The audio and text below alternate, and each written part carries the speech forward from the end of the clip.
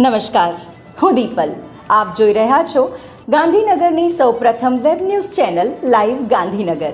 તો આવો નિહાળીએ આજનું જીવતું ધબકતું ગાંધીનગર લાઈવ ગાંધીનગરની. આજે શનિ જયંતીના દિવસે શનિ મંદિરમાં પૂજા અર્ચના કરવામાં આવી.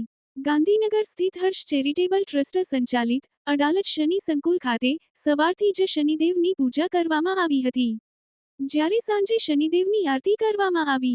સાથે રાત્રિના સુંદરકાંડનું આયોજન કરવામાં આવ્યું હતું. શ્રદ્ધાળુઓ અને ભક્તોએ શનિદેવના દર્શન કર્યા હતા. શનિ સંકુલ તરફથી દર્શને આવનાર તમામને મહાપ્રસાદ આપવામાં આવ્યો હતો. ગાંધીનગર શહેર વસાહત મહાસંઘ અને ગાંધીનગર શહેર પેન્શનર સમાજ દ્વારા સરકારી નોકરીમાંથી નિવૃત્ત કર્મચારીઓનું પેન્શન તિજોરી કચેરી ખાતેથી ચૂકવવામાં આવે છે, જે દર વર્ષ પેન્શનરને દર વર્ષે હયાતી ખરાઈ પ્રમાણપત્ર જે તે બેંકમાં પેન્શન જમા થાય તે બેંક દ્વારા હયાતી ખરાઈની ખાતરી કરી સહીઓ કરાવવામાં આવે છે.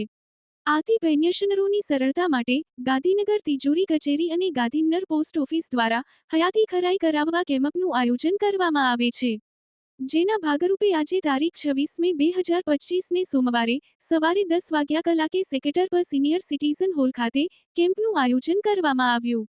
સદ્રહુ કેમ્પમાં 2 દિવસમાં 120 જેટલા પેન્શનરોએ દર આંગણે હયાતી ખરાઈ કેમ્પમાં ભાગ લીધો હતો.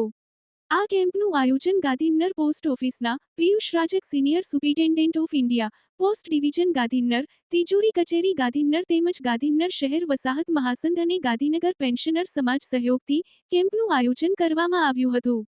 સદ્રહુ કેમ્પમાં કેશરીસિંહ બિહોલા પ્રમુખ ગાંધીનગર શહેર વસાહત મહાસંઘ, ભગવાનભાઈ પટેલ પ્રમુખ ગાંધીનગર પેન્શન સમાજે ખાસ હાજર રહી સેવાઓ આપી હતી. આ કેમ્પને સફળ બનાવવા ગાંધીનગર શહેર વસાહત મહાસંઘના હોદ્દેદારો પ્રદીપસિંહ બિહોલા, ધીરુભાઈ ચારણ, મહેન્દ્રુભાઈ પરમાર, બાબુભાઈ પરમાર, જશવંતસિંહ રાઠોડ તથા પેન્શન સમાજના હોદ્દેદારો ઠાકોરભાઈ શેઠ, સેક્ટર 5ના અગ્રણીઓ આર.જી. દવે, પી.વી. જેઠવા, સુરેન્દ્રસિંહ વાઘેલા, ઘનશ્યામસિંહ ગોલ, કાનજીભાઈ દેસાઈ, મહેન્દ્રુભાઈ નાઈ, વિજયભાઈ જોશી વગેરેએ યથાર્થ સુંદર સેવાઓ આપી હતી અને મોટી સંખ્યામાં પેન્શનર ભાઈઓ બહેનોએ હયાતી ખરાઈનો લાભ લીધો હતો. તો દર્શક મિત્રો, આપે અનુભવ્યો ગાંધીનગરનો ધબકાર. આપની આસપાસ બનતી આવી જ ઘટનાઓની જાણકારી અમારા સુધી પહોંચાડવા માટે સ્ક્રીન પર દર્શાવેલ નંબર પર વોટ્સએપ દ્વારા અથવા ઈમેલ આઈડી પર મેલ કરીને આપ અમારો સંપર્ક કરી શકો છો. ધન્યવાદ.